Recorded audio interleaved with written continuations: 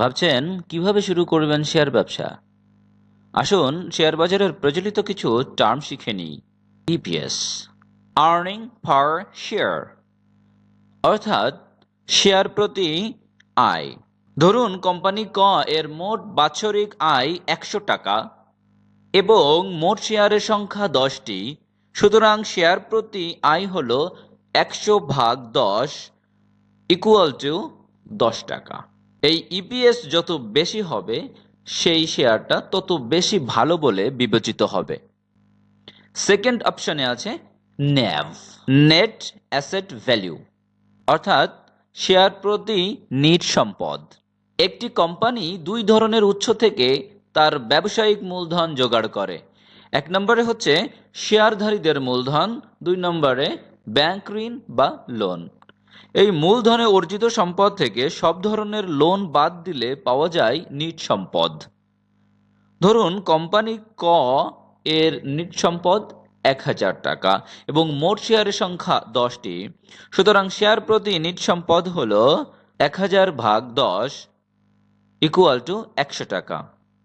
এটা অর্থাৎ এই ন্যাভটা যত বেশি হবে সেই শেয়ার তত বেশি ভালো বলে বিবেচিত হবে এবং এর দামও বেশি হবে।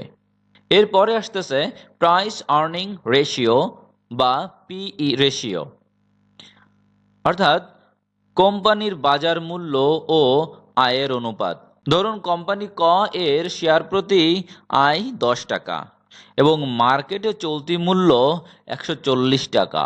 সুতরাং দাম ও আয়ের অনুপাত হলো 140/10 সমান সমান 14। যে শেয়ারের পিই রেশিও যত বেশি হবে সেই শেয়ার বিনিয়োগের জন্য তত বেশি ঝুঁকিপূর্ণ। সাধারণত এই অনুপাত 20-এর বেশি হলে সেই শেয়ারকে ঝুঁকিপূর্ণ ভাবা হয়। শেয়ার কেনার সময় এই অনুপাত যত কম হয় ততই ভালো। এরপরে আরেকটা টার্ম হচ্ছে ফেস ভ্যালু, অর্থাৎ হচ্ছে শেয়ারের প্রাথমিক মূল্য। এই শেয়ারের প্রাথমিক মূল্যের উপর ভিত্তি করে এই কোম্পানি ক্যাশ বোনাস ঘোষণা করে। আমাদের বাজারে প্রায় সব শেয়ারের ফেস ভ্যালু এখন 10 টাকা। আরেকটা হচ্ছে মার্কেট ভ্যালু। মার্কেট ভ্যালু হচ্ছে চলতি বাজার মূল্য। আরেকটা টার্ম শেখা খুবই জরুরি, সেটা হচ্ছে অথরাইজড ক্যাপিটাল। অথরাইজড ক্যাপিটাল হচ্ছে কোনো কোম্পানির সর্বোচ্চ মূলধনের পরিমাণ। পেইড আপ ক্যাপিটাল হচ্ছে শেয়ারের প্রাথমিক মূল্য বা ফেস ভ্যালু অনুযায়ী সকল শেয়ারের মোট মূল্য।